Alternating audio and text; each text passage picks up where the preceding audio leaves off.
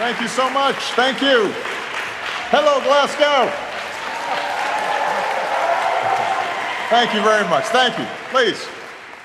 Well, it is wonderful to be back in the UK. It is, let's face it, wonderful to be traveling anywhere these days.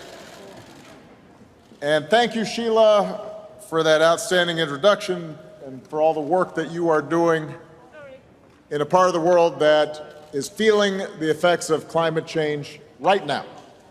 Thank you for making what sometimes can seem a bunch of abstract numbers painfully, immediately real. So we're very grateful for her. I am a private citizen now, so trips like this feel a little bit different than they used to. I don't get invited to the big group photo. Traffic is a thing again. Music doesn't play when I walk into the room. On the positive side, I can give a speech like this without wearing a tie and not create a scandal back home. I hope. But even though I'm not required to attend summits like this anymore, old habits die hard. And when the issue at hand is the health of our planet and the world our children and our grandchildren will inherit, then you will have a hard time keeping me away. And that's why I'm here today, to talk about what's happened in the 6 years since I spoke to the United Nations Climate Change Conference in Paris, and to talk about the steps we need to take if we want to keep doing big things. Because when it comes to climate, time really is running out. You heard the same message from world leaders last week. And now that they've left, here's what we can report. Meaningful progress has been made since Paris. And the agreements made here in Glasgow, thanks to so many of you, including my friend John Kerry here, who is tireless, and his team. Thanks to your efforts here in Glasgow, we see the promise of further progress. What is also true is that collectively and individually, we are still falling short. We have not done nearly enough to address this crisis. We are going to have to do more.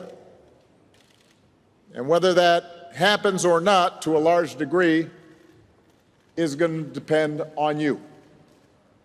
Not just those of you in this room, but anybody who's watching or reading a transcript of what I say here today.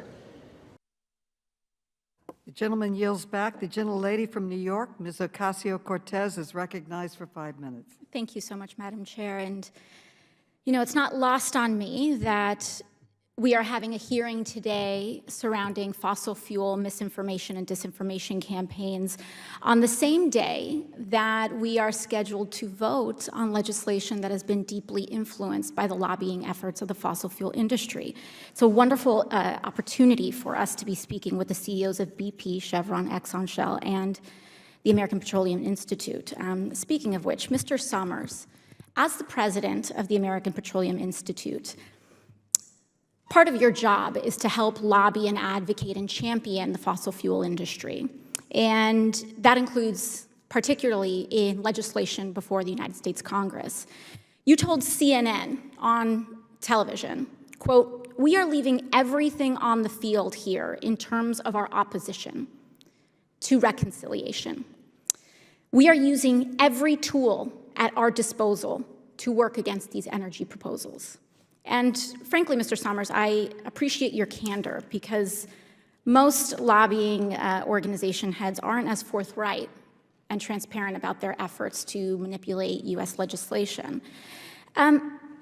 So what does that all-out approach look like? Am I correct, Mr. Summers, that the oil and gas industry overall, including the companies that you represent and members you represent today, has spent about $55.6 million in lobbying within the last 10 months, this year alone? That figure sounds right to you, correct? Congresswoman, thank you for your question, but let me clarify something, first of all, about who the American Petroleum Institute is.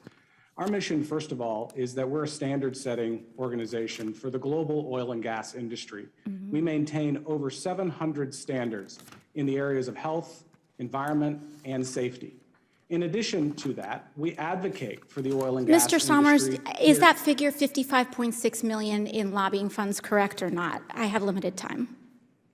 Congresswoman, I don't have those numbers at my disposal. Well, according to our disclosures, that seems to be the figure, but I will move on. I would like to turn my attention to Mr. And I apologize, we just simply don't have much time allocated here. Mr. Woods, as the CEO of ExxonMobil, are you familiar with an individual by the name of Keith McCoy?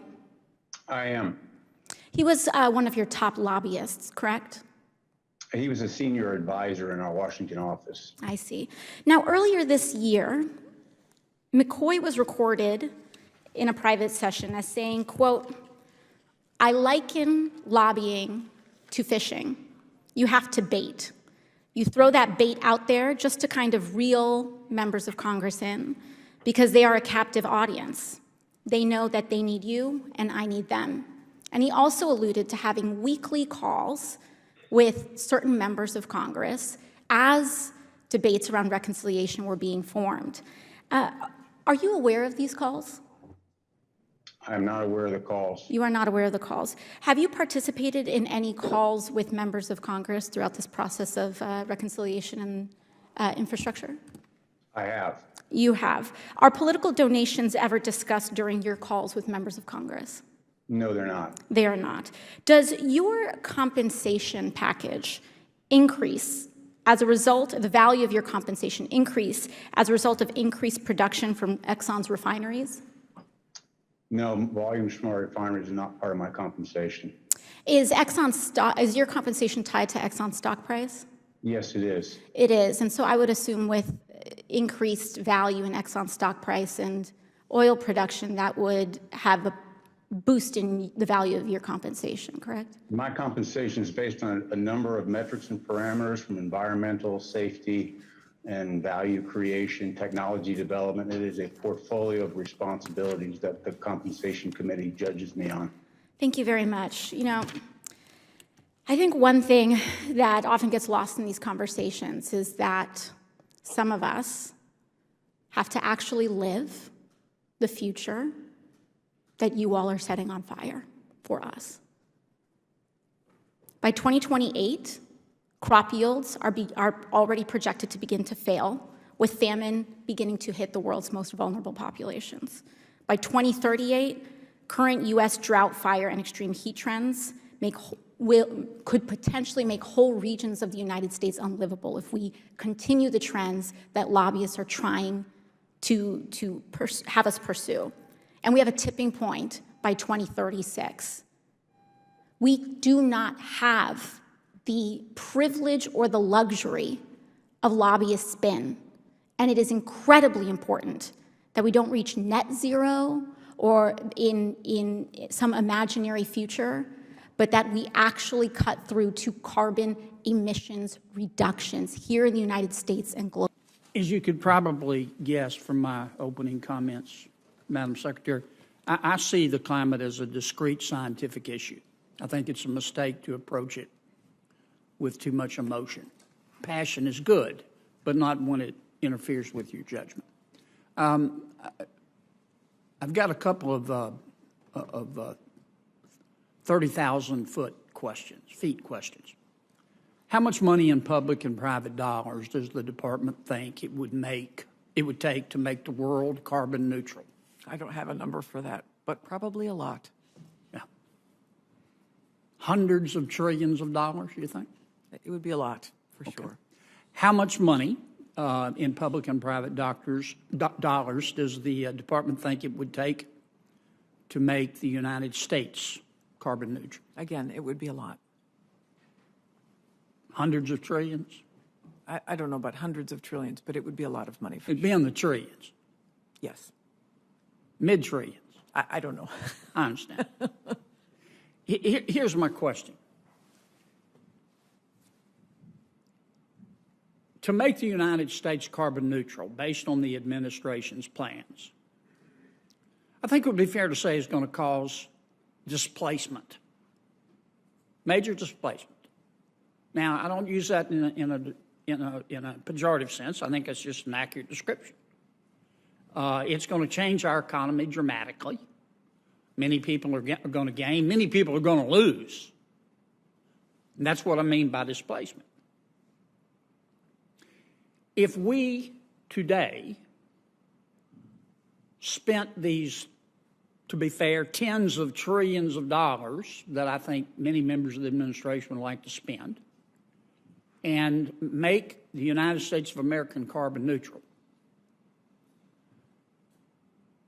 and nobody else has adopts our aggressive approach, and they only make modest gains in CO2 emissions, how much is it going to lower the world temperature, and how much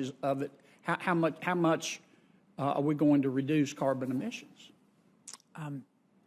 I want to say that the administration has a really firm commitment to communities to be able to take advantage of the economic opportunity. I know, Madam clean energy, Secretary, and that and forgive me means for workers, interrupting, too. but we both know now, I really want to try to probe your mind here. We both know this is going to cause major displacement. Let's don't kid each other.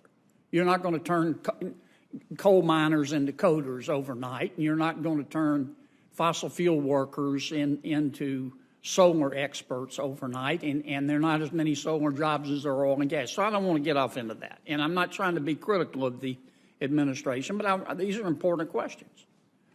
If we become carbon neutral and we don't get cooperation from China and India, what have we accomplished? The goal is to get cooperation from China. I know, but what if they don't?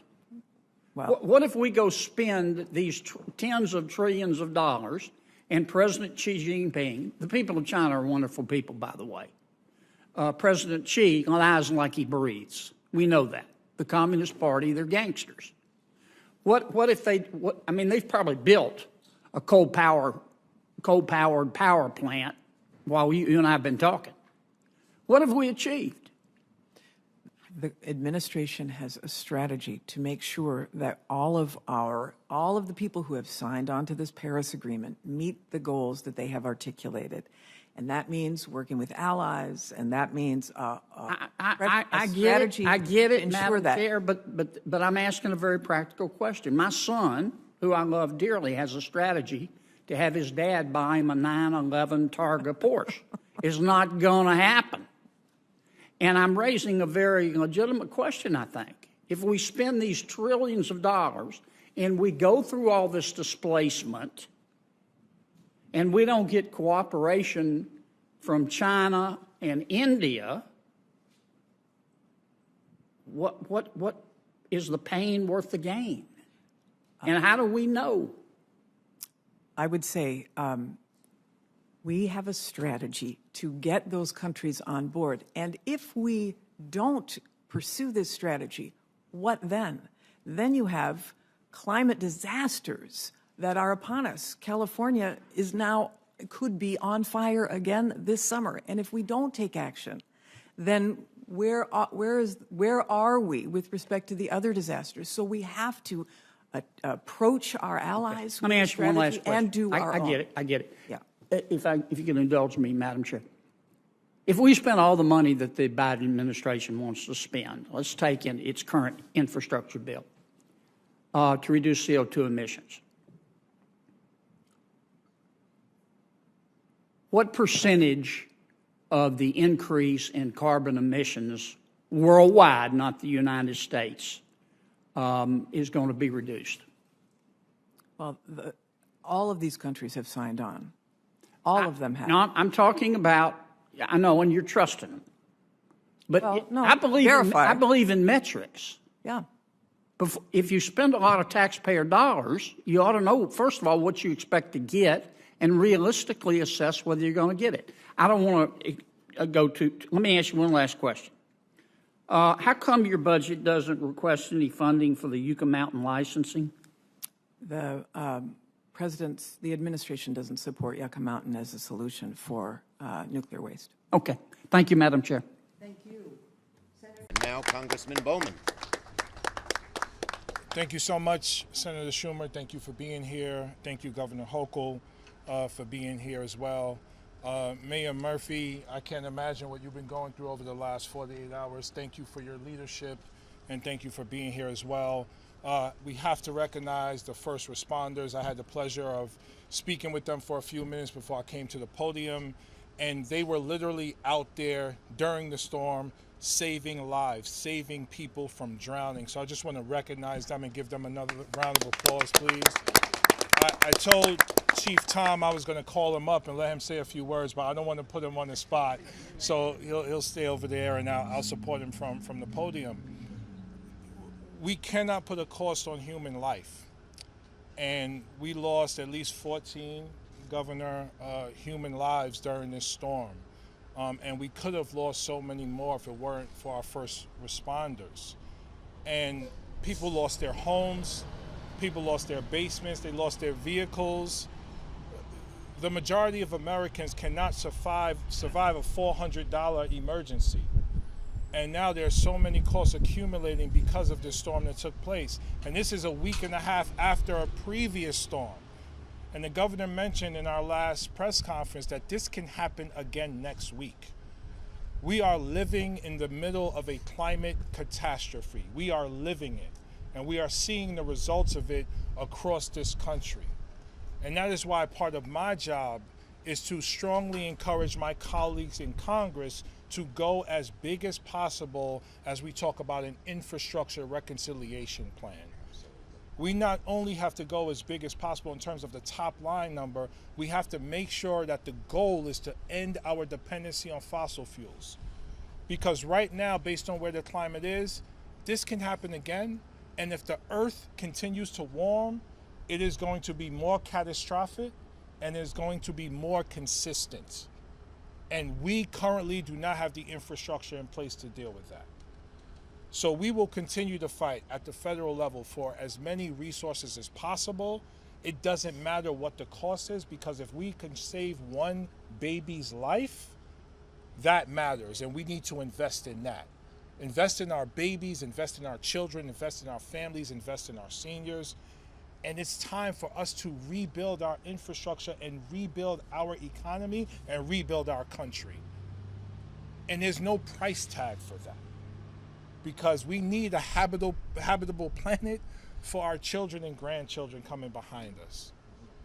So it's my honor to be here with my fellow elected officials, our first responders, because we are going to work together to take a whole government approach to do whatever is necessary to get what needs to get done. Thank you so much. His Royal Highness, the Prince of Wales.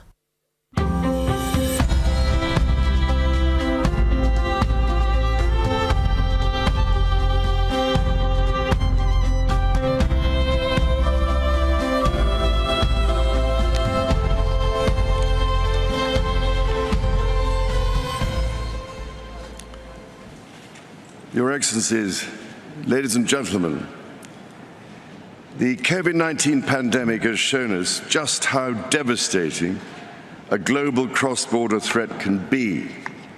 Climate change and biodiversity loss are no different.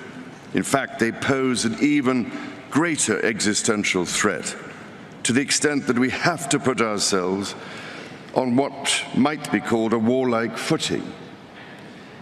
Having myself had the opportunity of consulting many of you over these past 18 months, I know you all carry a heavy burden on your shoulders, and you do not need me to tell you that the eyes and hopes of the world are upon you, to act with all dispatch and decisively, because time has quite literally run out. The recent IPCC report gave us a clear diagnosis of the scale of the problem. We know what we must do. With a growing global population creating ever-increasing demand on the planet's finite resources, we have to reduce emissions urgently and take action to tackle the carbon already in the atmosphere, including from coal-fired power stations. Putting a value on carbon, thus making carbon capture solutions more economical, is therefore absolutely critical. Similarly, after billions of years of evolution, nature is our best teacher. In this regard, restoring natural capital, accelerating nature-based solutions, and leveraging the circular bioeconomy will be vital to our efforts. As we tackle this crisis, our efforts cannot be a series of independent initiatives running in parallel. The scale and scope of the threat we face call for a global systems-level solution based on radically transforming our current fossil fuel-based economy to one that is genuinely renewable and sustainable. So, ladies and gentlemen, my plea today is for countries to come together to create the environment that enables every sector of industry to take the action required. We know this will take trillions, not billions of dollars. We also know that countries, many of whom are burdened by growing levels of debt, simply cannot afford to go green. Here we need a vast military-style campaign to marshal the strength of the global private sector. With trillions at its disposal, far beyond global GDP, and with the greatest respect, beyond even the governments of the world's leaders, it offers the only real prospect of achieving fundamental economic transition. So, how do we do it? First, how do we get the private sector all pulling in the same direction? After nearly 2 years now of consultation, CEOs have told me that we need to bring together global industries to map out, in very practical terms, what it will take to make the transition. We know from the pandemic that the private sector can speed up timelines dramatically when everyone agrees on the urgency and the direction. So each sector needs a clear strategy to speed up the process of getting innovations to market. Second, who pays and how? We need to align private investment behind these industry strategies to help finance the transition efforts, which means building the confidence of investors so that the financial risk is reduced. Crucially, investment is needed to help transition from coal to clean energy. If we can develop a pipeline of many more sustainable and bankable projects at a sufficient scale, it will attract greater investment. Third, which switches do we flick to enable these objectives? More than 300 of the world's leading CEOs and institutional investors have told me that alongside the promises countries have made, their nationally determined contributions, they need clear market signals, agreed globally, so that they have the confidence to invest without the goalposts suddenly moving. This is the framework I've offered in the Terracotta Roadmap created by my Sustainable Markets Initiative, with nearly 100 specific actions for acceleration. Together, we are working to drive trillions of dollars in support of transition across 10 of the most emitting and polluting industries. They include energy, agriculture, transportation, health systems, and fashion. The reality of today's global supply chains means that industry transition will affect every country and every producer in the world. There is absolutely no doubt in my mind that the private sector is ready to play its part and to work with governments to find a way forward.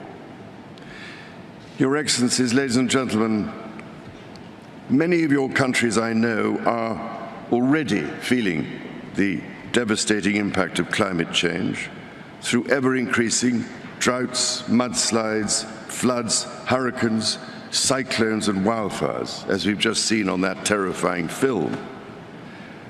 Any leader who has had to confront such life-threatening challenges knows that the cost of inaction is far greater than the cost of prevention. So I can only urge you, as the world's decision makers, to find practical ways of overcoming differences so we can all get down to work together to rescue this precious planet and save the threatened future of our young people. Thank you, ladies and gentlemen. China, I see India wishes to take the floor. India, you have the floor. Mr. President, thank you very much to provide an opportunity to us. On the text of para 20 of discussion of 1/COP26 and para 36 of the draft decision of 1/CMA3, we, after discussion with the presidency and various stakeholders and the other countries, the next text we propose and will be read as follow. If you permit me, I read that. Okay. Now I propose call upon parties to accelerate the development, deployment and dissemination of technologies and adoption of policies to transition towards low emission energy systems, including by rapidly scaling up deployment of clean power generation and energy efficiency measures, including accelerating effort to phase down unabated coal power and phase out inefficient fossil fuel subsidies, while providing targeted support to the poorest and the most vulnerable in line with national circumstances and recognizing the need for support towards a just transition. Thank you.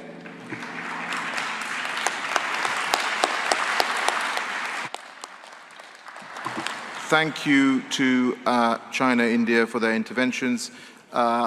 Dear delegates, you have a revised proposal for the paragraphs that were set out by Minister Yadav. Could I ask whether distinguished delegates, having heard the proposal, is this proposal agreeable to you? I have two interventions. I have an intervention from Switzerland. Switzerland, I give you the floor. Thank you, Mr. President. On behalf of the EIG, we would like to express our profound disappointment that the language that we have agreed on coal and fossil fuel subsidies has been further watered down as a result of an intransparent process. Let us be clear, we do not need to phase down, but to phase out coal and fossil fuel subsidies. We were told in the stocktake meeting that no changes can be adopted to the presented text when we try to close a loophole in the market decision. The EIG does not want to risk that we leave Glasgow without an outcome. Therefore, we did not oppose this additional last-minute change weakening the outcome of Glasgow, but we are disappointed both about the process and about this last-minute change. This will not bring us closer to 1.5, but make it more difficult to reach it. Thank you.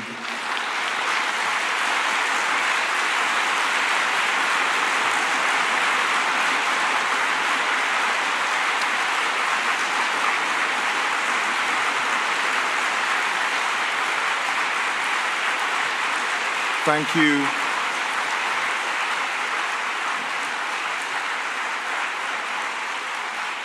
Thank you, Switzerland, for your intervention.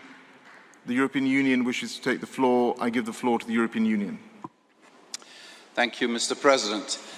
It is no secret to this gathering that the European Union would have wanted to go even further than the initial text in the cover text on coal. This is a consequence of our own painful experience with coal. We all know that European wealth was built on coal, and if we don't get rid of coal, European death will also be built on coal. We know full well that coal has no future. And this is what we're working on with our own plans to put an end to coal in Europe in the foreseeable future. Having said that, and then of course it will be no surprise to you that what was just read out to us is a further disappointment. Not because we want to be right, but because we know that the longer you take to get rid of coal, the more burden you put on our natural environment, but also the more burden you put on your economy, because coal is simply not a smart economic proposition either. That's why we want to speed up the exit out of coal. Now, having said all that, if I look at the conclusions we are going to be drawing today, we are going to work bloody hard on getting rid of coal, and I believe this conclusion will help us work in that direction. The European Union will be strongly committed to that, not just within the European Union, but also with our partners worldwide. And for us, the model we have found, together with the United Kingdom, the United States, Germany and France, on South Africa, should be the template of how we help other coal-producing countries to rid themselves of this fossil. And that is, Mr. President, what we will want to do in the years to come.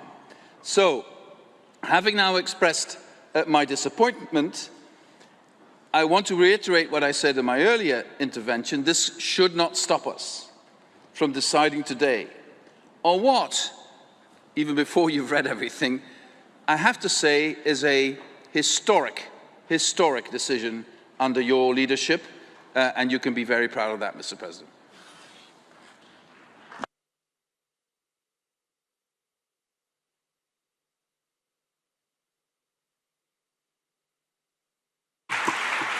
I thank the European Union for their intervention.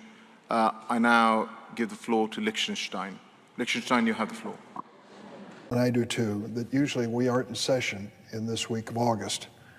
It's usually a time to head back home and meet with our constituents, eat our way through our state fairs, and enjoy some downtime with our families. This year I was looking forward to a visit by some of my grandkids to Springfield, where Loretta and I have a week or two of just getting to know the kids again. We didn't get to see them much last year because of COVID-19, and I was looking forward to the opportunity this year. But because we're in session, I was unable to. We hope maybe in a few days that changes. I think about those grandkids, all of my grandkids, 6 of them at this point, proud to say, and what kind of world we're going to be leaving them. A new school year is right around the corner, and along with all the normal supplies, they'll be buying face masks. For a young child, this pandemic must be confusing and scary. As a parent, you want to be honest with them, but you want to reassure them that everything's going to be okay. That goes for all the challenges of our day. Starting with climate change. This morning, the UN Intergovernmental Panel on Climate Change released its first report in 8 years. It's an alarm bell to the world, warning that our climate is changing much faster than we anticipated.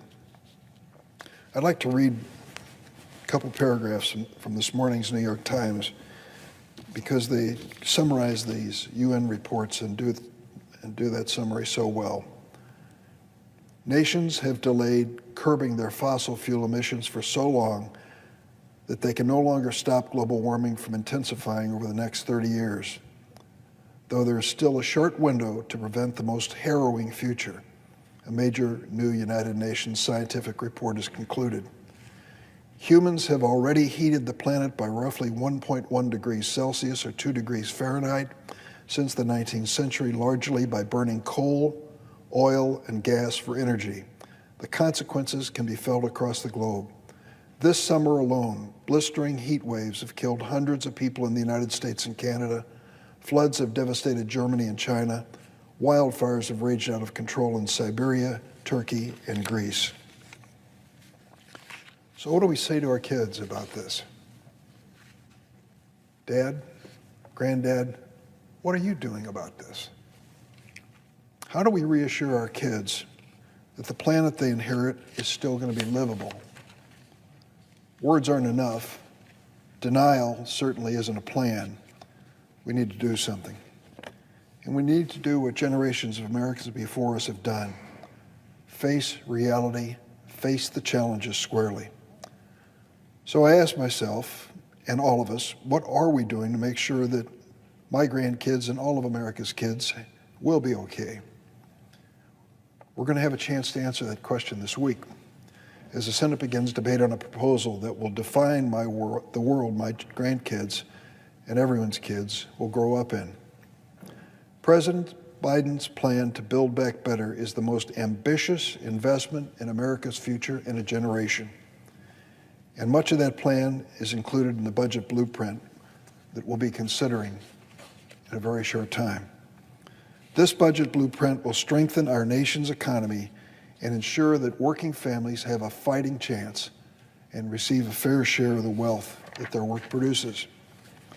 It'll help close the income and opportunity gaps between the wealthiest among us and working families who are struggling to make it. And most importantly, it will give American workers the tools they need to outcompete any country in the 21st century.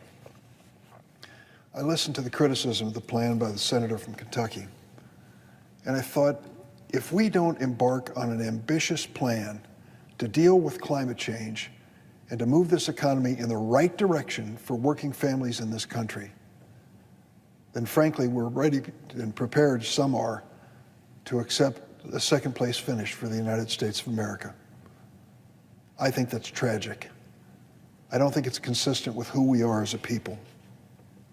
The proposal by President Biden will build on a winning economic strategy we started earlier this year with the American Rescue Plan. So any Northern California loves and appreciates the Folsom Dam and the Folsom Lake. You come up here with your kids. I've got 4 kids nearby Sacramento to enjoy all the recreational opportunities, but particularly the swimming. That's why we have a sign here that says kids don't float, just reminding them of how important it is to wear their life vests. Of course, we do that because, well, there's no lifeguards on duty. That sign's appropriately placed here, right on the edge of the water line, including these lifeguard stands when we do have lifeguards.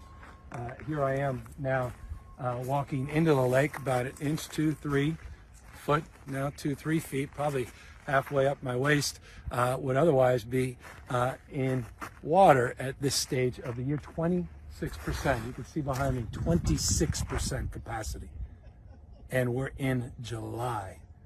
Over my head, interesting, you can see just over the horizon there, just about noon, you'll see the plumes of smoke from the Dixie fire in Northern California. This sort of sight sort of punctuates the moment we're in our history, not just California's history, but you're seeing this all across the west coast of the United States with this mega drought. And the conditions are such, they're leading to parched conditions where you're getting dry lightning strikes, other issues that are leading to these wildfires. This wildfire, the Dixie, one of the largest now in California that we're currently battling. This drought is real. Climate change is real. If you don't believe in science, please, you got to believe your own eyes. Another question. We have time for one more. Is that okay? They're telling us they have to clean the room. I don't know. I'm not taking offense at that, but you shouldn't either. Wait a minute. I want a woman. I want a woman. A woman. A woman. Gender equality here. Maybe I don't. Let's see. Abby Martin with the Empire Files. Speaker Pelosi, you just presided over a large increase in the Pentagon budget. This Pentagon budget is already massive. The Pentagon is a larger polluter than 140 countries combined. How can we seriously talk about net zero if there is this bipartisan consensus to constantly expand this large contributor to climate change, which is exempt from these conferences? Military is exempt from climate talks. Well, I just want to use an example if I can. You know, the sea level rise is an important part of what's happening to the climate. And I am not a defense person, but I've had so many talks with the Defense Department, with the Navy in particular, about how they have to respond to what's going on. So I really do think that there is no reason why what we're putting together, with Build Back Better and other things, can't respond to the Defense Department and have the same impact in terms of reducing emissions. And I do think that the Defense Department is very much aware of the fact that they have to play a major role, both from a strategic as well as, for the good of the world. So I don't see what we're doing in any way, or, increasing the defense budget as being something that's inconsistent with climate action. I really don't. And may I just add that the national security advisors all tell us that the climate crisis is a national security matter. It is, of course, a health matter for our children, the water they drink, the air they breathe, etc. It is a jobs issue between clean technologies being the future of our workforce and the training for all of that. It is a national security issue because of the all of the conditions that climate crisis produces. I won't go into all of them, but they are cause for migration, conflict over habitat and resources, and again, a security challenge globally. And then the fourth, of course, the moral issue that we need to pass on this planet to future generations in a responsible way. Now, recognizing what you said, we recognize that as well.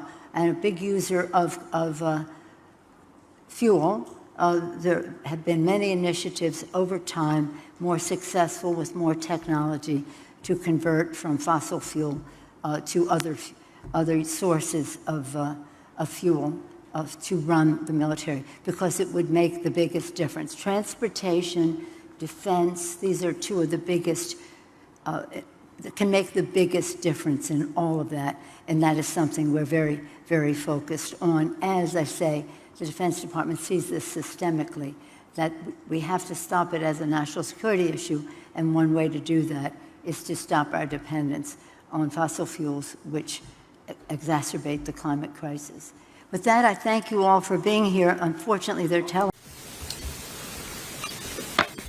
Well, just at a time, as we've seen, where gas prices are going through the roof, natural gas, home heating oil, you name it, we're seeing that the policies of this administration are making things worse, not better, for hardworking American families. And then we're told that President Biden will be flying to Glasgow, Scotland, for a climate change conference, presumably to make more promises about how he's going to further restrict domestic production of fossil fuels here in the United States. Presumably he's going to say, well, we're going to move to more electric vehicles, for example. But I really want to ask people like President Biden from time to time, where do you think electricity comes from? That wall socket over there? Well, it comes from natural gas, it comes from coal, it comes from nuclear power, and it comes from hydro in appropriate circumstances. But they are doing nothing to increase our independence when it comes to being able to produce our own energy here in America. In fact, they are making it harder. They're picking winners and losers. In Europe, they said, sure, the Nord Stream 2 pipeline is just fine. Mr. Putin was happy with that, while he shuts down the Keystone XL pipeline here, making it harder and harder to drill for and to produce more energy here at home. And you've seen the inflation and what the impact of higher prices are having here. Europe is going to have some of the highest electricity costs in recent history. Why? Because they've outlawed nuclear power. They no longer use coal Meanwhile, I assume China was going to step up and make a commitment, another commitment that they will not keep. They are producing more coal-fired power plant electricity than any other country in the world. They're responsible for 28% of the world's emissions. And of course, if there are emissions being produced in China, it's a global phenomenon. And so it doesn't make any difference what we do to ourselves to restrain our production here if China is going to continue to break its promises and commitments, as will Russia, as will other countries around the world. So we need more affordable and more available energy here at home. It'll produce more jobs. It'll help bring down the prices, and I think make the world less dependent on countries like Saudi Arabia and Russia for our most basic energy needs. Looks like Senator Sullivan. Thank you, John.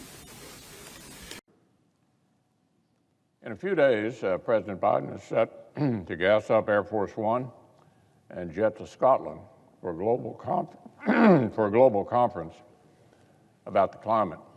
According to press coverage, the president's agenda is clear. Quote, Biden wants to show the world he's serious about cutting emissions. Joe Biden gets real on climate change. What we're talking about here is a meeting to review a plan that failed to get its own signatories to meet its unenforceable commitments. A deal that couldn't compel the world's largest carbon producer, China, to commit to any less than another 9 years of rising emissions before it starts to turn things around. This is a country with single companies that emit more carbon than nations the size of Canada. Let me say that again. China is a country with single companies that emit more carbon than nations the size of Canada. And all the while, the United States, from outside the deal, cut our emissions more than any major country inside the deal. We cut our emissions more outside the deal than any of the countries inside the deal. The Biden administration is desperately chasing bad deals to win applause from foreign leaders. That's what this is about, signing the American people up for self-inflicted pain for no meaningful gain. The only thing that's serious about President Biden's environmental agenda is the trouble it's already causing right here at home. Our adversaries like Russia are salivating over big windfalls while working American families are already feeling the pain. Remember, on day one, this administration put a freeze on crucial development of domestic energy and killed the Keystone XL pipeline, along with over 1,000 jobs. Combined with Democrats' flood of inflationary spending, it's no wonder that consumers are facing the highest prices at the pump in 7 years, the most expensive home heating forecast in more than 12 years, and soaring prices on the household goods that are costing U.S. manufacturers more to make. But wait, there's more. When President Biden jets off to next week's summit, his fellow Democrats will be busy plotting yet another reckless taxing and spending spree that would compound the pain with more anti-energy policies. They want to create new taxes on the most affordable and reliable forms of American energy that would put producers out of business, workers out of jobs, and make home heating even pricier this winter. They want to put billions more into environmental and social justice block grants, whatever that means. They want to subsidize the favorable products of blue state elites like electric cars and even, listen to this, electric bicycles. Democrats also want to pour billions of dollars into a made-up government work program they're calling the Civilian Climate Corps. Civilian Climate Corps. This is pure socialist wish fulfillment. We've already got a worker shortage and record numbers of open jobs, but Democrats want taxpayers to put aside $8 billion for make-work programs for young liberal activists that they admit wouldn't necessarily reduce emissions. And under their latest batch, of proposed regulations, states that fail to keep pace with heavy-handed emissions targets would face, quote, consequences, end quote. Consequences like freezes on funds for major transportation projects that employ lots of American workers. They want to bully every state to become more and more like California. Washington Democrats are plowing ahead with all this precisely as the ghost of Christmas future is providing us with a cautionary tale from across the Atlantic. All across Europe, natural gas prices have jumped 400% since the start of the year. Countries are scrambling to rediscover and reactivate the reliable systems they left behind to follow the latest fads. Thanks in part to the Biden administration's own inaction, Putin's Russia has turned its controlling share of European gas production into a political weapon. But instead of heeding this cautionary tale, President Biden seems to want to follow suit. His regulations have squandered the energy independence we enjoyed before he took office. U.S. imports of Russian oil have doubled. As gas prices soar, his administration is reportedly, listen to this, asking OPEC to cut us some slack.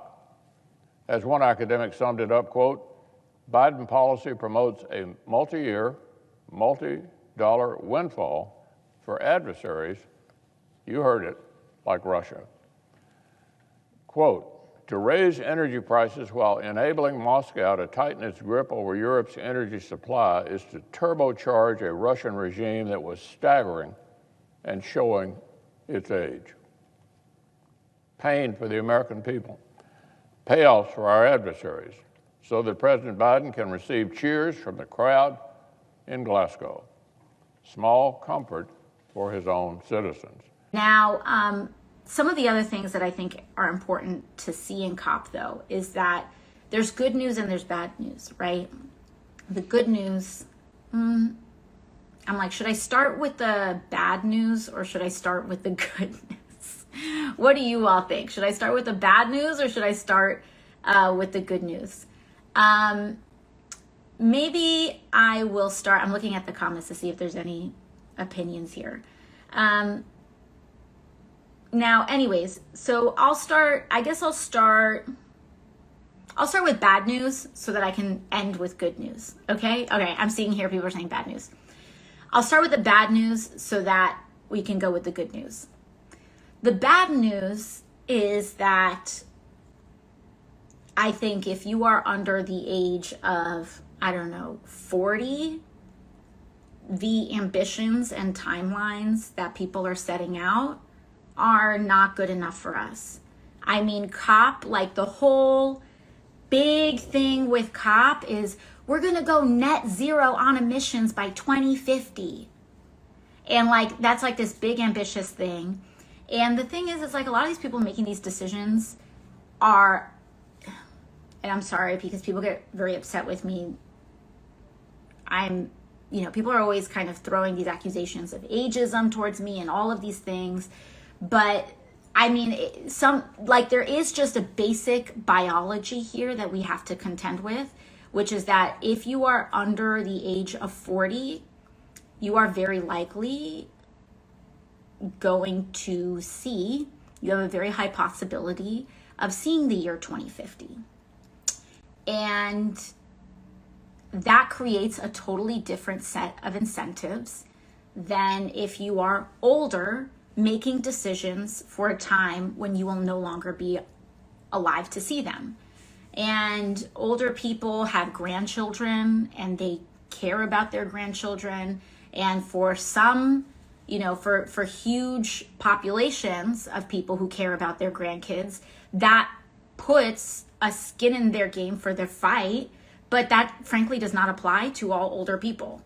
Some of those people are they think that if they are rich enough, that they will able to have their kids inherit enough wealth to shield them from the climate crisis. And that is simply not going to be the case. And I don't think that has really sunk in yet for a lot of people. And so for some folks,